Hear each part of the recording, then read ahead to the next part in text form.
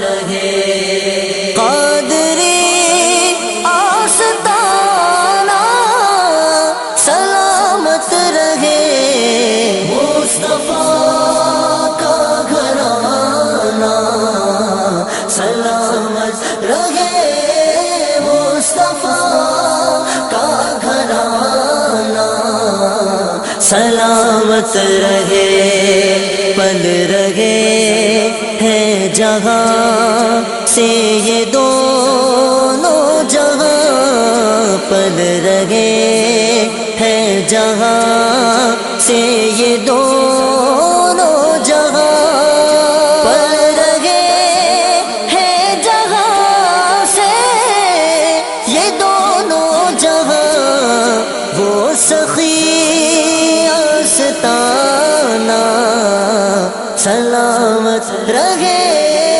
وہ سخی آستانہ سلامت رہے قادری آستانہ سلامت رہے مصطفیٰ کا گھرانہ سلامت رہے السلام علیکم ورحمۃ اللہ وبرکاتہ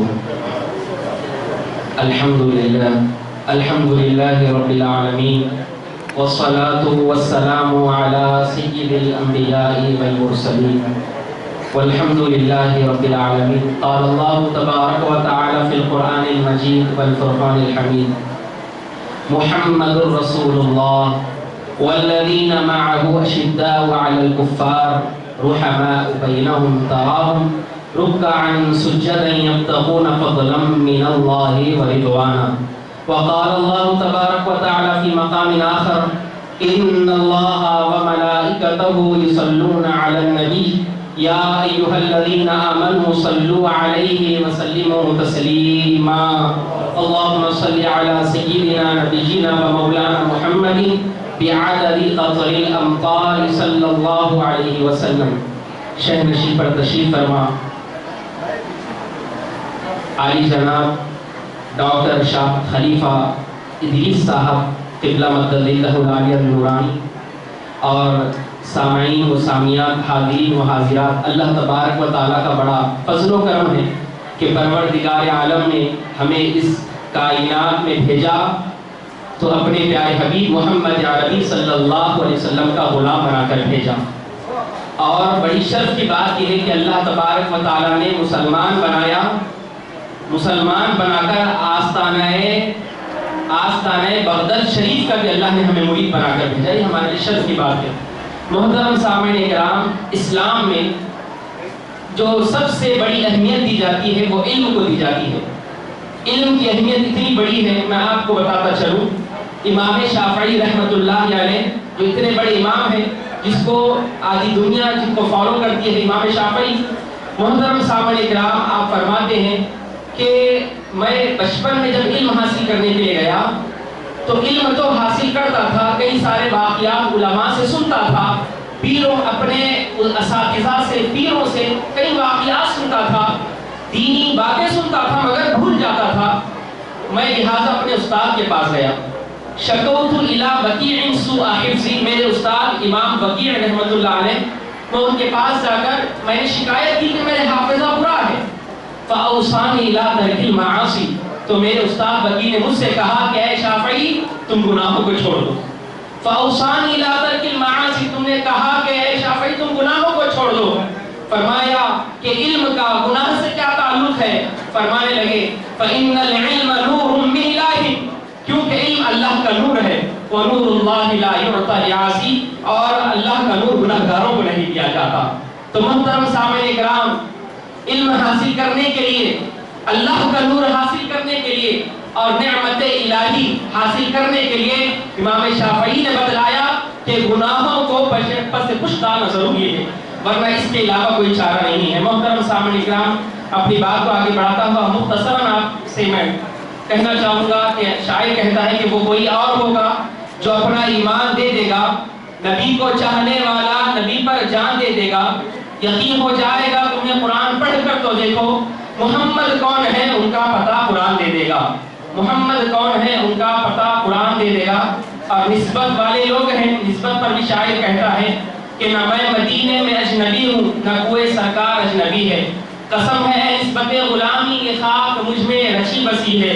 میرے عمل یہ مجھ سے کہہ رہے ہیں کہ تو دوزخی ہے، تو دوزخی ہے، مگر یہ کہتی ہے ان کی نسبت کہ تو جنتی ہے، تو جنتی ہے. مگر یہ کہتی ہے مرشد کی نسبت کہ تو جنتی ہے، نہ تو جنتی ہے. محترم سامعین کرام، حاضرین نظام، حضرت عمر بن خطاب رضی اللہ تعالیٰ اس اسلام کے دوسرے خلیفہ ہیں. خلافت راشدہ میں جس کا دوسرا مقام ہے. عدل و انصاف کا معاملہ دیکھو کیسا ہے. عزیزان گرامی قدر امام حضرت عمر بن خطاب رضی اللہ تعالیٰ 22 مربع میل کے خلیفہ ہیں. اور عدل و انصاف کا پیمانہ دیکھے کیا ہے. علامہ اقبال نے بھی اپنی شاعری میں اس کو نقل کیا. تاریخ بغدادی میں، تاریخ دمشق میں جتنے بڑے بڑے تواریخ کے کتاب ہیں اس میں واقعہ نقل ہے کہ امام حضرت عمر بن خطاب رضی اللہ تعالیٰ فلسطین کو جا رہے ہیں بیت المقدس فتح کرنے کے لیے.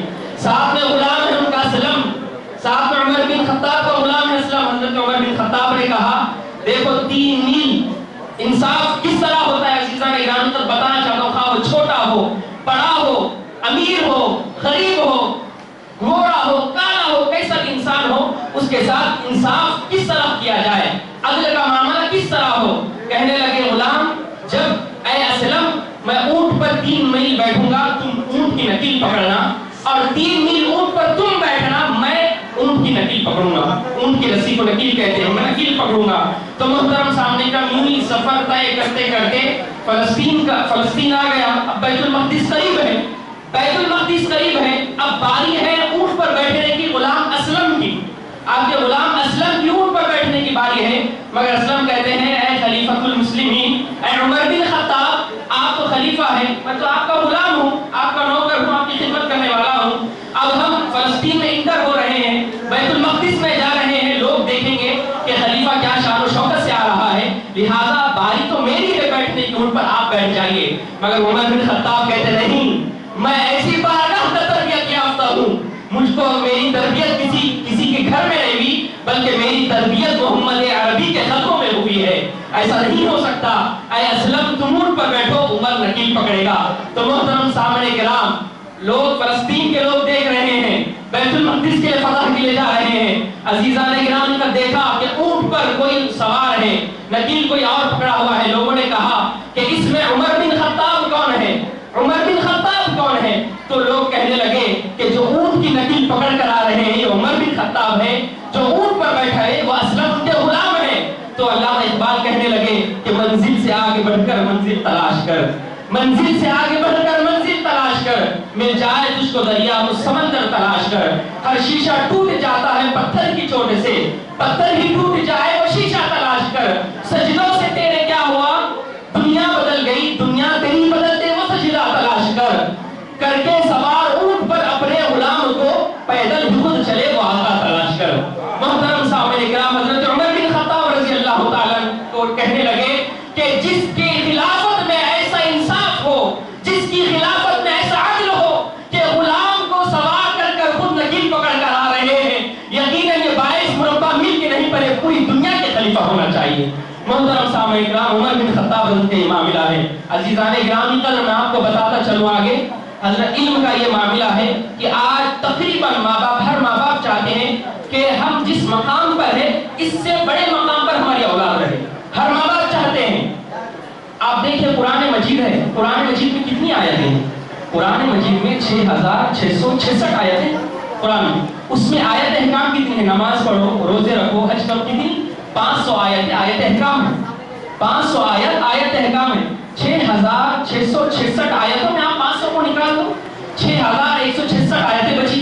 اب اس میں کیا ہے محترم سامنے کا؟ اس میں اللہ تبارک و تعالیٰ نے گزشتہ انبیاء کے واقعات کو ذکر فرمایا.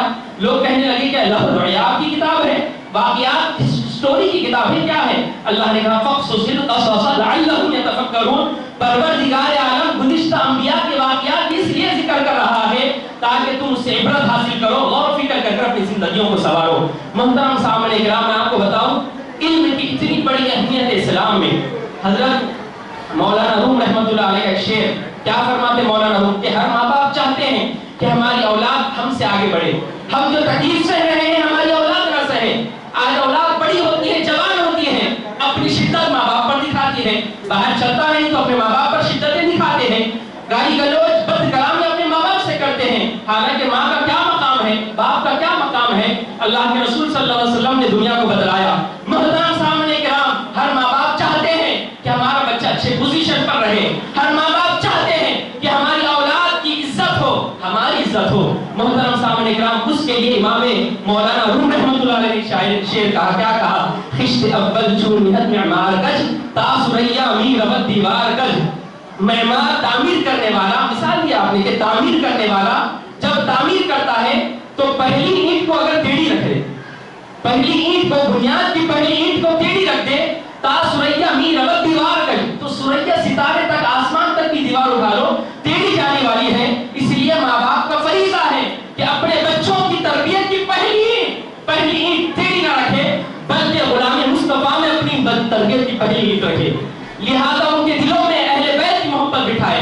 محترم سامنے کرام، میں اپنی آخری بات عرض کر بات ختم کرنا چاہوں گا. محترم سامنے کرام، اللہ کے رسول صلی اللہ علیہ وسلم نے فرمایا، ادبوا اولادکم علی ثلاث خصال. مسلمانوں، اپنے اولاد کو 3 چیزوں پر تربیت دو، کبھی وہ گمراہ نہیں ہوگی. 3 چیزوں پر تربیت دو. کیا ہے وہ 3 چیزیں؟ محترم حاضرین کرام، میں اس لیے بتا رہا ہوں کہ آج کا جو معاشرہ، ماڈرن معاشرہ، جو گمراہی کی طرف، تباہی کی طرف جا رہا ہے، فون اچھائی بھی دکھا رہا ہے، برائی بھی دکھا رہا ہے، مگر اہل بصیرت ہونا چاہیے اس کو دیکھنے کے لیے. عزیزان گرامی، آج جو ہمارے بچے تباہ کاریوں کی طرف، علم سے دور، آج ہمارے بچے دین سے دور، آج ہماری نوجوان نسل کسی اور سے نکاح بیاہ کر رہی ہے، ہمارے نوجوان بچے کسی اور کے ساتھ عیاشیاں کر رہے ہیں. اس کا اصل ریزن کیا ہے؟ یہ حدیث مبارکہ سنیں. عزیزان گرامی، اللہ کے رسول صلی اللہ علیہ وسلم فرماتے ہیں، ادبوا اولادکم علی ثلاث خصال. اپنی اولاد کو 3 چیزوں پر تربیت دو. فرمایا یا رسول اللہ صلی اللہ علیہ وسلم، وہ 3 چیزیں کیا ہیں؟ فرمایا حب نبیکم، سب سے پہلے اپنے نبی کی محبت سکھاؤ، سب سے پہلے اپنے نبی کی محبت سکھاؤ. فرمایا یا رسول اللہ، جب نبی کی محبت آ جائے گی تو کیا؟ فرمایا جب انسان کے دل میں، مسلمان کے دل میں اس کے نبی کی محبت آ جائے گی، اس کے سامنے کتنی بھی خوبصورتی آ جائے، وہ کہے گا یہ میرے نبی کے سامنے کوئی خوبصورتی کام آنے والی نہیں ہے. اس کے سامنے کتنا بڑا بھی آدمی آ جائے، وہ جھکے گا نہیں، بلکہ یہ کہے گا کہ میرے نبی کے آگے کوئی بڑا نہیں ہے. نبی کے اگر کوئی بڑے ہیں تو اس دنیا میں اللہ تبارک و تعالیٰ کے بعد نبی سب سے بڑے ہیں. فرمایا اپنے اولاد کو نبی کی محبت سکھاؤ. پھر فرمایا یا رسول اللہ، دوسرے نمبر پر وحب آل نبیکم، اپنے نبی کے گھرانے کی محبت سکھاؤ، سید صاحبوں کی محبت سکھاؤ. میں اپنے دلوں میں حسن و حسین کی محبت بٹھاؤ، اپنے اولاد کے دلوں میں علی مرتضیٰ کی محبت بٹھاؤ. اپنی بیٹیوں کو فاطمہ الزہرا کی سیرت کا درس دو کہ فاطمہ الزہرا کو کبھی، جب سے آپ بالغ ہوئی تب سے سورج نے کبھی فاطمہ الزہرا کو نہیں دیکھا. آج ماڈرن کے نام پر بے حیائی ہو رہی ہے. اپنی اولاد کو، اپنی نوجوان بچیوں کو اماں عائشہ صدیقہ رضی اللہ تعالی عنہا کا درس سیرت دی ہے. عزیزان گرامی، میں آگے بتاتا چلوں. تیسرے نمبر پر اللہ کے رسول نے فرمایا، اللہ کے رسول نے تیسرے نمبر پر فرمایا یا رسول اللہ، پہلی چیز آپ کی محبت سکھانا ہے، دوسری چیز آپ کے گھرانے کی محبت سکھانا ہے کہ کس طرح آپ کے گھرانے نواسے نے قربانی دے کر یہاں دین تک پہنچایا، ہم تک. فرمایا تیسرے درجے پر تلاوت القرآن، تیسرے درجے پر قرآن کی تلاوت سکھاؤ اپنی اولاد کو. تو فرمایا یہ 3 چیزیں جب آ جائے گی، نبی کی محبت، اہل بیت کی محبت، قرآن کی تلاوت، تو وہ بندہ کبھی گمراہ نہیں ہو سکتا. قرآن پڑھنے والا گمراہ ہو سکتا ہے، مگر اہل بیت سے محبت، نبی سے محبت گمراہی کی طرف نہیں بلکہ رشد و ہدایت کی طرف لے جاتی ہے. عزیزان گرامی، اس یہ دیکھو جو اسلامی دور کے مطابق ہے، اسلام کے اعتبار سے یہ آخری مہینہ ذی الحجہ کا مہینہ ہے، اور اس کے بعد جو مہینہ شروع ہوگا محرم الحرام کا. تو اسلام کے آخری مہینہ جو ذی الحجہ ہے، اس میں بھی قربانی ہے. حضرت ابراہیم نے اپنے بیٹے اسماعیل علیہ السلام کی قربانی دی. اسلام کا ابتدائی، اسلام کا آخری مہینہ بھی قربانی ہے، اسلام کا پہلا مہینہ بھی قربانی ہے. پہلا مہینہ محرم الحرام، جس میں خانواد رسول، نواز رسول صلی اللہ علیہ وسلم نے اپنی گردنوں کو قربان کیا، نمازیں پڑھی، دین کو بچایا، نانا کے دین کو بچایا، مگر گردن نہیں جھکائی، ہاتھ آگے نہیں بڑھا ظالموں سے. عزیزان گرامی، پر یہی وہ ذی الحجہ کا مہینہ ہے کہ اس 18 تاریخ کو تیسرے خلیفہ حضرت عثمان بن عفان ذو النورین رضی اللہ تعالیٰ کی شہادت ہوئی 18 ذی الحجہ کو. میں آخری واقعہ عرض کر کے اپنی بات کو ختم کرنا چاہوں گا. محترم سامنے اکرام، کسی نے ان سے پوچھا اے عثمان، آپ غنی کیسا بنے؟ غنی کا مطلب مالدار. ہر ایک کے دل میں خواہش ہوتی ہے کہ مالدار بنے. ہر بندہ محنت کرتا ہے کہ میرے پاس پیسہ ہے، ہر بندہ محنت کرتا ہے کہ اللہ مجھے اچھی پوزیشن پہ رکھے. تو لہذا حضرت عثمان بن عفان صحابہ میں سب سے مالدار انسان، غنی ہیں آپ. تو فرمایا کہ عثمان آپ غنی کیسا بنے؟ یہ واقعہ میں تمام وہ گھر کی تھا، وہ گھر میں رہنے والی میری ماں اور بہنوں ہو، بعد میں دعوتوں میں کہاں بھی کھانے والے جو لوگ ہوتے ہیں، دستر پہ تو ہر کوئی کھاتا ہے، انسان کھائے بغیر تو زندہ نہیں رہ سکتا.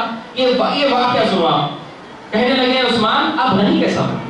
تو حضرت عثمان بن عفان رضی اللہ عنہ نے کہا ایک مرتبہ میں رسول اللہ صلی اللہ علیہ وسلم کے ساتھ بیٹھ کر تناول کر رہا تھا. رسول اللہ صلی اللہ علیہ وسلم کے ہاتھ سے روٹی کا ایک ٹکڑا زمین پر گر گیا، زمین پر ایک روٹی کا ٹکڑا گر گیا. میں دیکھ رہا ہوں، میں نے آج تک میں نے قیصر و کسریٰ کے بادشاہوں کے ساتھ بیٹھ کر کھانا کھایا، میں بڑے بڑے تاجرین کے ساتھ بیٹھ کر کھانا کھایا، میں بڑے بڑے شعراء ادباء کے ساتھ بیٹھ کر کھانا کھایا، مگر ایسی عاجزی، انکساری، ایسا معاملہ میں نے رسول اللہ کے علاوہ کسی میں نہیں دیکھا.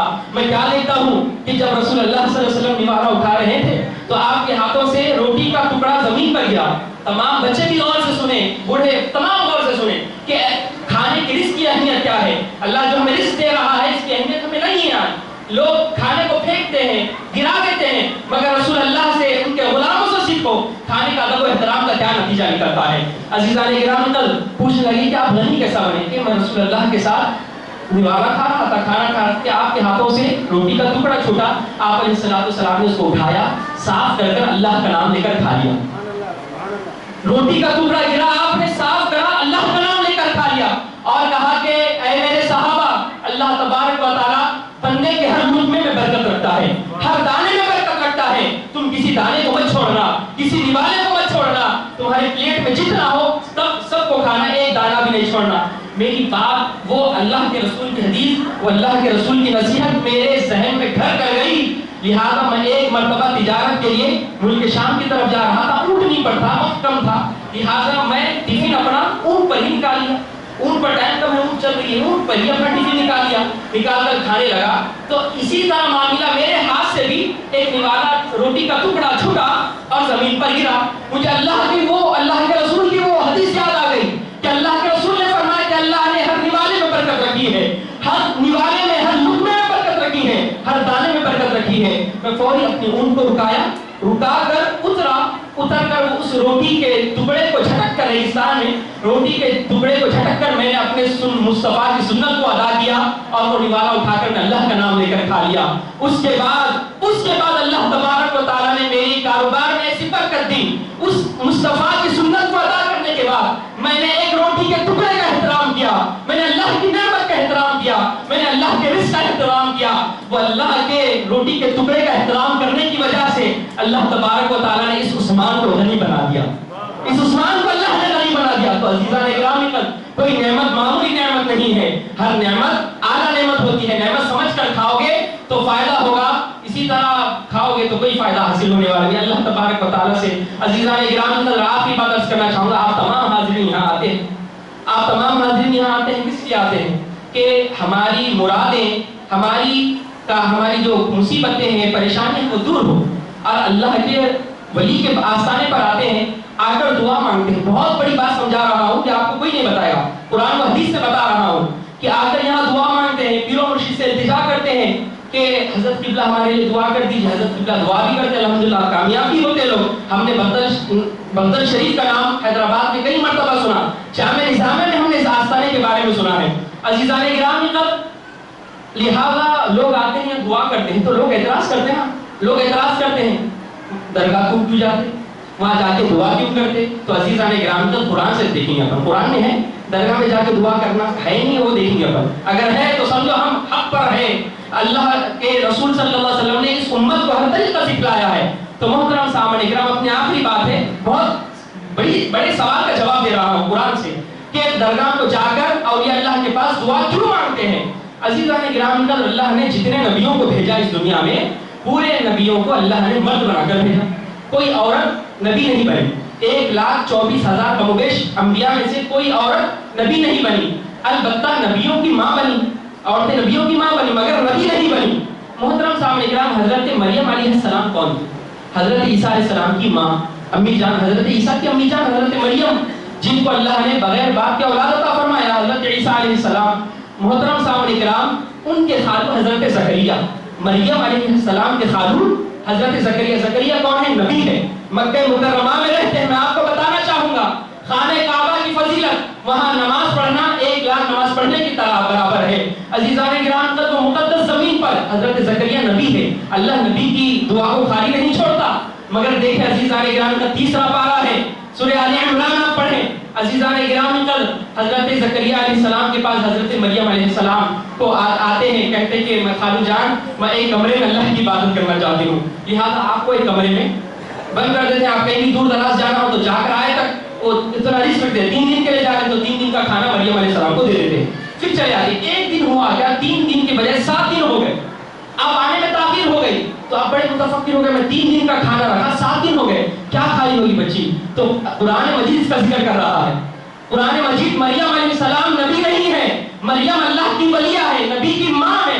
ولی کے پاس اس ان کے بارگاہ میں ٹھہرنے سے کیا فائدہ؟ دیکھو زکریا علیہ السلام کی عمر 100 سال سے زیادہ ہوئی، اولاد نہیں تھی. لوگ آتے ہیں نا یہاں پر اولاد کے لیے، بارگاہ ہے اور یہ اللہ میں اولاد کے لیے آتے ہیں، رزق کے لیے آتے ہیں، مصیبتوں کو دور کرنے کے لیے آتے ہیں. بتانا چاہوں گا میں آپ کو قرآن کی روشنی میں، محترم سامعین کرام، حضرت زکریا علیہ السلام کی اولاد نہیں تھی، 100 سال سے اوپر گزر گئے. آپ خانہ کعبہ میں نمازیں پڑھتے، دعا کرتے، اولاد نہیں ہو رہی ہے. عزیزان کرام، جب آپ 7 دن کے بعد آئے تو دیکھا فلما دخل علیہا زکریا المحراب وجد عندها رزقا. جب حضرت زکریا علیہ السلام آئے، آ کر ڈور کھولا، کھول کر دیکھتے ہیں کہ وہاں پر رزق رکھے ہوئے، وہاں پر فروٹس رکھے ہوئے. آپ تو 3 دن کا کھانا رکھے، 7 دن ہو گیا، مگر جو آپ نہیں رکھے تھے وہ بھی ہے، باہر سے لاک ہے، کوئی اندر آ نہیں سکتا اور اندر سے کوئی باہر جا نہیں سکتا. تو محترم سامعین کرام، حضرت مریم علیہ السلام سے پوچھا، اے مریم کیا بات ہے؟ میں نے تو یہ سب چیزیں نہیں رکھی تھی، یہ سیتافلیں رکھی ہوئی ہیں. سیتافل کا موسم نہیں ہے، مگر سیتافل کہاں سے ہے؟ آم رکھا ہوا ہے، آم کا موسم نہیں ہے، آم کہاں سے آ گیا؟ بے موسم پھل رکھے ہوئے ہیں. اتنی ساری رزق، اتنا ساری غذا کہاں سے آ گئی؟ اللہ حضرت مریم علیہ السلام نے کہا وجد عندها رزقا قال یا مریم انا لك هذا قالت هو من عند الله. اے مریم یہ رزق کہاں سے آیا؟ مریم علیہ السلام کہتی ہے میں اللہ کی عبادت کرتی ہوں، اللہ مجھے رزق عطا فرماتا ہے، اللہ مجھے رزق عطا فرماتا ہے. تو عزیزان گرامی، یہ کوئی معمولی بات نہیں ہے. بند کمرے میں رزق پہنچنا، بند کمرے میں کھانا پہنچنا کوئی معمولی بات نہیں تھی.